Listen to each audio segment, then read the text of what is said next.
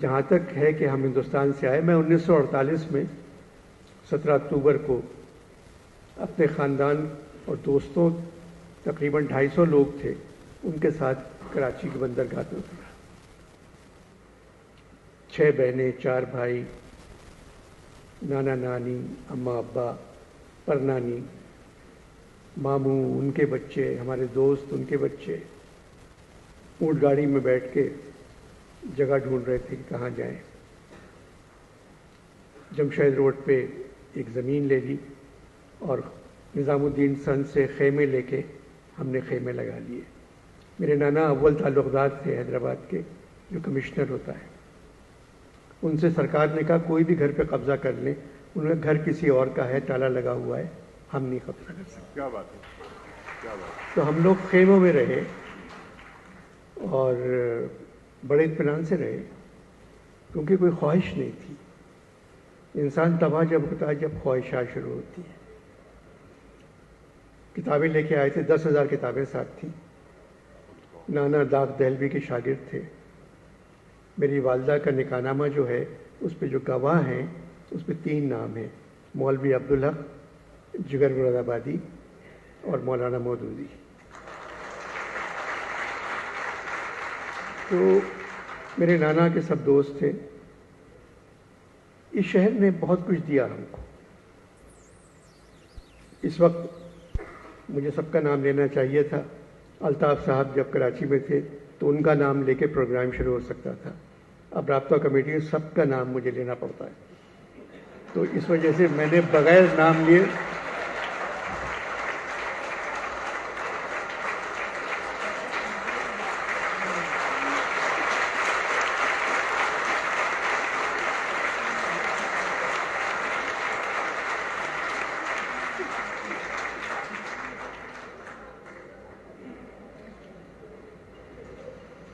دیکھیے، ہوا، روشنی، پانی پر کسی کا قبضہ نہیں ہے، یہ ہر ایک کا حق ہے۔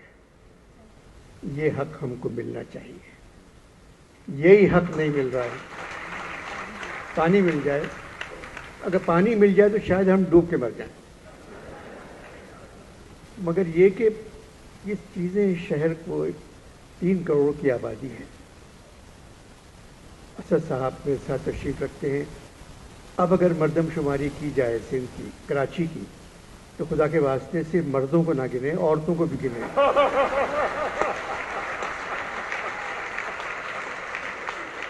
یہ لوگ مردم سے مرد سمجھتے ہیں کہ مردوں کو گن لیتے ہیں صرف، بالکل غلط مردم شماری ہوئی ہے۔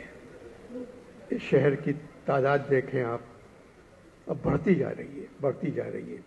یہ کووڈ میں اور بڑھ گئی، جس کے ذمہ دار یہ ہیں کہ لوگ کمرے سے باہر ہی نہیں نکلتے۔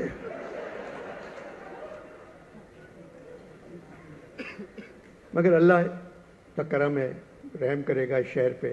اس شہر کے لوگوں کو جینا ہے، بہت اچھے لوگ ہیں، اور جو چھوڑ کے آئے ہیں انہیں بہت کچھ یہاں ملا ہے۔ اس سرزمین نے بہت دیا ہے، ہمیں اس سے انکار نہیں ہے۔ میں میرے خیال میں 59 یا 58 میں میری نمائش تھی پینٹنگز کی۔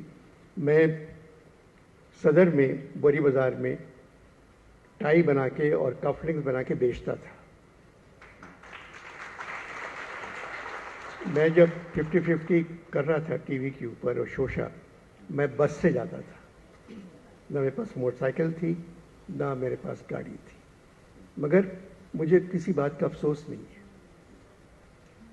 کہ برا وقت اچھے لوگوں پر ہی آتا ہے۔